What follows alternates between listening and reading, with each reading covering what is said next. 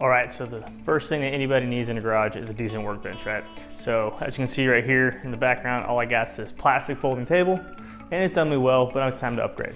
So what I did is I went by the local Harbor Freight, picked up this 4 to 8 inch workbench, cue screenshot. And this thing is cheap, it's only 100 bucks, it was on sale. It's nothing crazy, nothing fancy. I've heard mixed reviews about Harbor Freight. It's the first thing I've gotten from them, so we're gonna give it a shot. Well, that and my handy dandy little stool here. But we're gonna give it a shot, so let's bust this thing open and see what all these pieces look like. All right, so as you can see, it's got a lot of parts and pieces. We got all the metal hardware here, got all the metal leg braces, shelving and all that, the drawer pieces, all the little hardware it's included. Over here we have the top and the pegboard. So when this is all said and done, this baby's gonna have a full pegboard. So take a look at the instructions manual there. Have a full pegboard, has the full LED light, all that good stuff. But it does come not assembled at all. That's probably gonna take a little bit, but that's okay. We'll get it all together and we'll go from there. So, all right, so first impressions. Took a little lunch break here.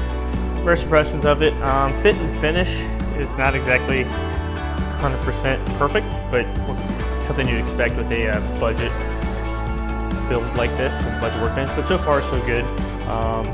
You do have to just hand tighten everything first to get everything in there and then go back and tighten everything down. So right now we're still wobbly, I'm still haven't cranked down on any of the bolts yet, but we got a good base going here.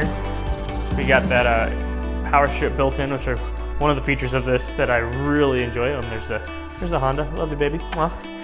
But this over here is the built-in power strip. Well, you say built-in, you put it in there. It's got a slot cut out right here for put these in, 3 powers in, and you can plug in to the wall. So that's very nice. But yeah, we're gonna get back to work. All right, little update here. I have tightened all the hardware on this bottom piece here, all the leg braces, all the cross braces, all that good stuff, and then installed the drawers. I would like to point out that the fit and finish issues continue. So not only is the drawer pretty flimsible, it kind of flexes here if you can tell. This one gets a little stuck but rolls rather smoothly. But this guy over here, this left drawer, oh boy, he was a pain to get in. So flexing, I gotta put my foot down, really give it a tug. You can see, even then, I can't do it. I'm holding the camera with one hand. I can't even open this drawer. There it goes. All right, so as you can see, this one not so much. I've had to move it up and then it gets stuck right about there. So I think it's just overall fit and finish of it is a little cheap, but you know, like I said, it's a $100 workbench. Not to mention the drawer bottoms are not solid. There's nothing really holding these guys in except the screws there. So I can see if I can pull this tight without. Yeah. So yeah, that was kind of a disappointment. The other stuff I can live with, but this kind of almost makes the drawers unusable. So I don't know. I'm gonna try and lube it up there some more. Spray some WD-40 down in there, but I'm pretty sure it's actual metal rubbing on metal. As you can see right there, some scratches. That's just trying to get the dang thing in. So it's all flexing and all that. Other than that, still pretty good. Actually pretty sturdy once you tighten everything down. So we'll see when I put the work top on and the top portion here, which I've started with this, you know, part. That's the right side. Obviously I did the left, and I had the pegboard and all that. But I was a little disappointed about the drawer, so I thought I'd let you guys know about that.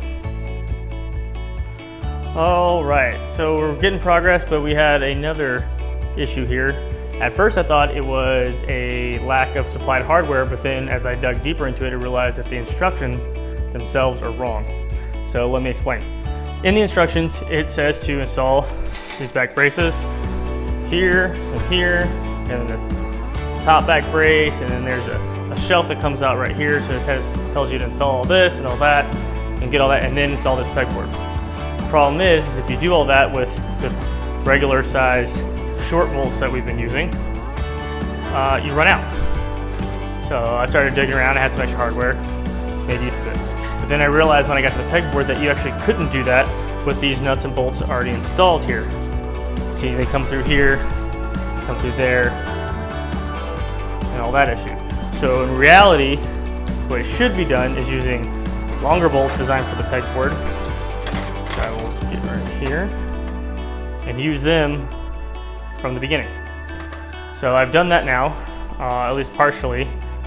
I've got one on top and 2 on bottom on each side. The pegboard wouldn't even go in with these nuts and bolts attached over here. So had to take all that off, put the pegboard in, use the longer bolts to get that in there. And now we're gonna go back to the previous step and install the top piece. So just point that out. Instructions are incorrect. Instructions are incorrect, and that you need to actually do the pegboard first, because 1, it's a heck of a lot easier, and 2, it is the only way to actually successfully do it. All right, so one last update before we finish up. Man, am I getting frustrated with this thing. So, more misinformation from the instructions. It had you install the drawers a long time ago, which I did, and then it wants you to install these shelves. Well, problem is you can't get to the underside of the bolts to install the shelves with the drawers in, so there are the drawers. Okay, that being said, taking the drawers out was still a pain in the ass. I could not, for the life of me, get most of these bolts to fit in here. The fit and fitment just isn't there. I had to bend and twerk and put all muscle. I broke a sweat just trying to get these in here for both upper and lower.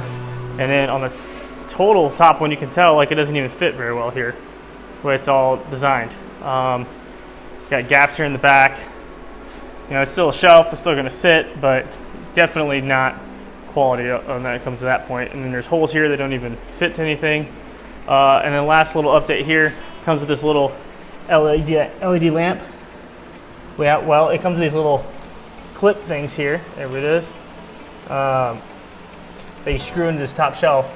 Well, as soon as I put it in, it's stripped out.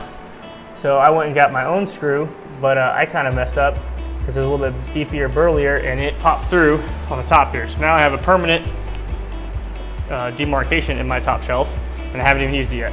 So what was going pretty smoothly, minus a couple little instructional areas, turned into a big pain in the butt. But once again, 100 bucks, you get what you pay for, I guess. So I'm gonna finish putting it all together, clean it up, throw some hooks on there, and then I'll do an overall review. All right, so we're finally complete with the Harbor Freight 4 to 8 inch workbench here. Finally done. This thing was a pain. So in the final steps of everything, putting the drawers back in, cleaning up all that stuff, the left drawer that was giving me issues earlier gave me even more. It caused a bind, it messed up the track on the inside, knocked out 3 ball bearings. So I actually had to go back in, get some needle nose, bend everything back out. Got it working kind of decent now, but still, that's something you shouldn't have to worry about. But clean it up. Now that it's all together, now that assembly, the pain in the butt assembly is complete, it's actually halfway decent workbench. It's fairly stable. As you see, I've outfitted here with this Crawford assorted pegboard hook set. I'm gonna hang my tools and things as needed, but just kind of give you an idea of how the size of it. It fit a whole set on there. Probably won't use everything, but you never know. Does have the shelf space underneath, which is awesome.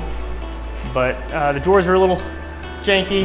Look at that. I gotta really tug on them, get them open. This guy, I don't even mess with it right now.